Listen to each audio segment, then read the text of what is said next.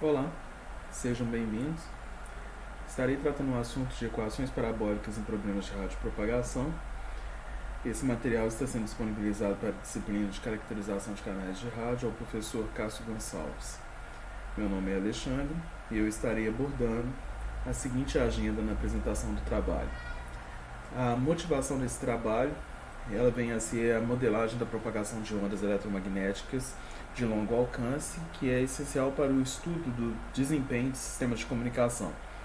Alguns fatores são essenciais, tais como as condições ambientais atmosféricas, hidrológicas e geográficas, pois aumentam significativamente a dificuldade de investigação de problemas de propagação. Algumas pesquisas têm se concentrado na investigação da propagação de ondas eletromagnéticas. Dentre elas, destaco 3 pesquisas, que é a teoria dos modos, o traçado de raios e as equações parabólicas. As equações parabólicas é o alvo principal desse estudo, o qual consiste na análise da aproximação de onda, que modela a energia que se propaga em um cone centrado em uma direção preferencial denominada direção paraxial, tendo sido proposto pela primeira vez em 1946 para tratar problemas de difração de ondas de rádio ao redor da Terra. As equações parabólicas elas são aplicadas ao caso de propagação aplicadas ao caso de propagação de onda eletromagnética é obtida a partir da equação de Helmholtz, cuja origem veio das equações de Maxwell. Um modo tradicional de análise de modelos bidimensionais é apresentado abaixo, que pode ser avaliado pela aproximação destacada. Sendo assim, a estrutura de pesquisas de propagação, abordando as equações parabólicas, são diversas e elas possuem uma abordagem tanto direta do assunto quanto uma abordagem inversa do assunto.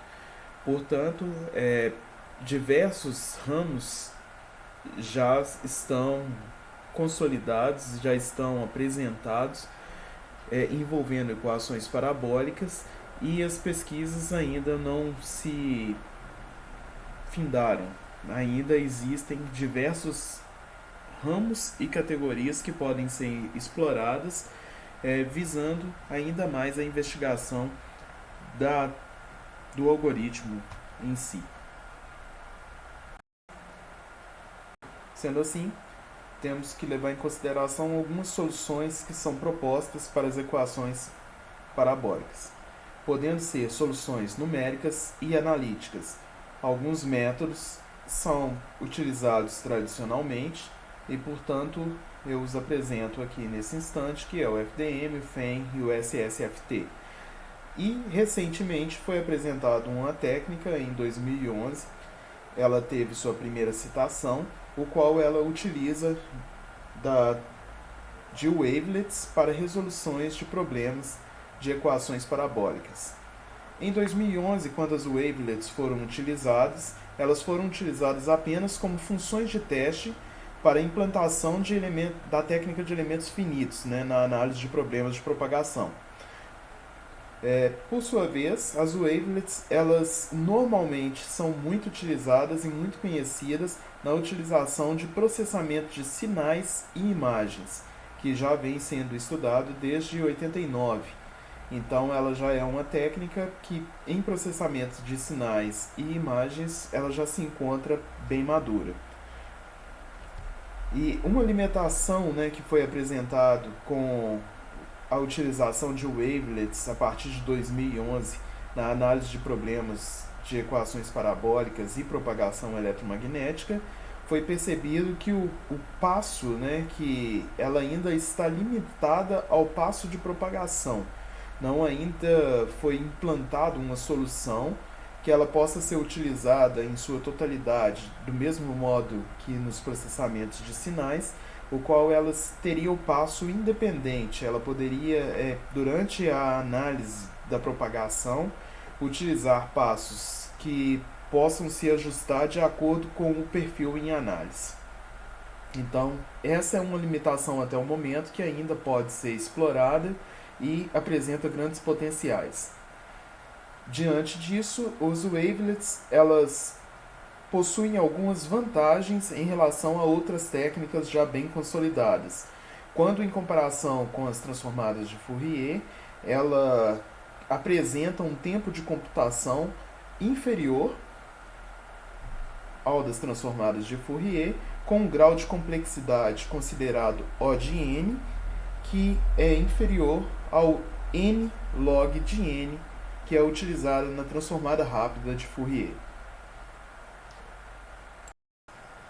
Dito isso, passamos para a configuração e discretização do problema, que para caso de propagação é assumido algumas premissas, ou seja, o plano de propagação nesse cenário ele está sendo considerado como x e z, onde o x está contido a superfície do solo e em z nós temos a altura do problema investigado, no qual devemos considerar uma existência de uma camada absorvente dentro desse, para cercar, para garantir esse nosso domínio de interesse. E, portanto, nós temos que considerar e definir que o campo ele possui uma dependência no tempo, sendo conhecido em x igual a zero e estando a fonte localizada numa posição de x menor ou igual a zero. E a propagação é investigada dentro dessa nossa região de interesse, conforme exemplificado na imagem. Assim, após definido a configuração da discretização do problema, passamos para a transformada wavelet discreta, que trata-se de uma combinação linear de funções elementares obtidas por meio de dilatação e tradução de uma função de dimensionamento φ e uma função wavelet psi, de onde temos a representação de multiresolução de nível L, que é dada pela equação apresentada, que é a equação número 4. Desse modo, representamos aqui a transformada discreta wavelet, DWT, para o nível 3 da função wavelet, que também pode ser visto nessa próxima imagem, a sua discretização em relação ao domínio, onde o sinal para um determinado ΔZ e um determinado ΔX, o comportamento dessa transformada wavelet discreta para o problema exemplificado. Desse modo, passamos à construção do algoritmo SSW, que consiste de um método interativo para calcular o campo a distâncias crescentes em relação ao ponto fonte, indo e voltando do domínio wavelet para o domínio espacial. Portanto, aqui é proposto um algoritmo o qual tende a demonstrar o campo inicial do problema e, através dos passos de compressão, propagação wavelet para o wavelet, descompressão, refração e relevo, constituindo a cada passo em relação a x o próximo passo, até identificar a posição final, gerando assim o campo final do problema. Após a definição do algoritmo, podemos então apresentar o estudo de casos que está contido no texto de referência, o qual propõe 3 cenários específicos para a análise do modelo SSW. O cenário 1 propõe a propagação sem reflexão, O cenário 2 propõe a propagação sobre um solo de impedância planar em uma atmosfera homogênea. E o cenário 3, a propagação sobre um relevo irregular em uma atmosfera não homogênea. Portanto, iremos apresentar nesse momento somente o cenário 3, no qual é investigado a propagação de um feixe complexo sobre um terreno irregular em uma atmosfera não homogênea, objetivando testar o algoritmo SSW com o método das imagens, assim como o erro de compressão. Os parâmetros empregados no teste estão dispostos na apresentação e tendo sido utilizada a família Wavelet-Singlet 6 com nível máximo L igual a 3, onde o relevo está contido duas colinas triangulares, sendo as alturas das colinas de 100 metros e 200 metros, e na direção vertical é considerado a existência de um duto de superfície e um perfil de refratividade trilinear, com os valores também dispostos na apresentação, onde podemos constatar pela referência que o erro esperado seria de menos 34 dB.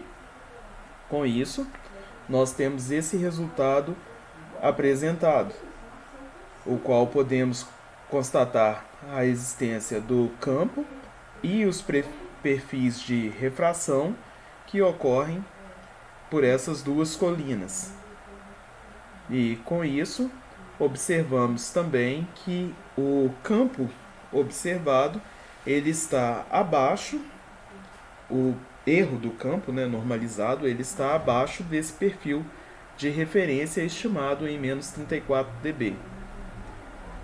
Com isso, conclui-se que a complexidade do algoritmo SSW ele depende do número de pontos verticais e das taxas de compressão, apresentando boa precisão, e temos também condições de prever o erro imposto pelo algoritmo.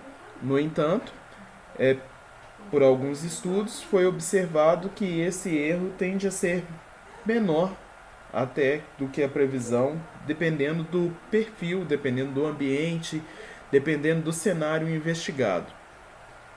Constata-se pela literatura e pelos textos de referência que o método tem apresentado um bom tempo de computação e uma otimização em relação à memória.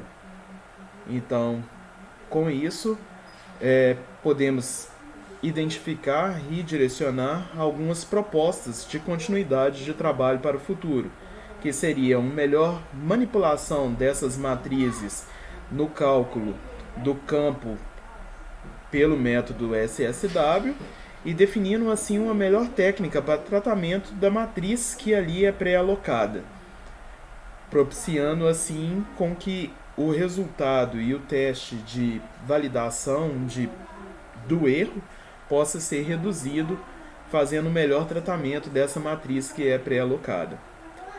E futuramente realizar assim uma comparação da técnica com outras técnicas já bem consolidadas, por exemplo, as transformadas de Fourier, para validar o funcionamento do algoritmo SSW. Então, eu apresento aqui agora as referências adotadas no trabalho e coloco-me à disposição para qualquer esclarecimento ou dúvidas que se fizerem necessário. Então, eu agradeço e muito obrigado a todos por terem me assistido até aqui.